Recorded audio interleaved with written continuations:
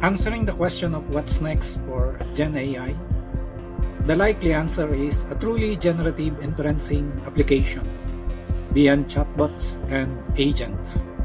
Building the generative inferencing application that we may call GFRS, Generative Fractal Resonance System, Pragmagility offers the framework, the change management architecture and system, and the different inferencing models that has been developed from almost 3 years of using generative AI.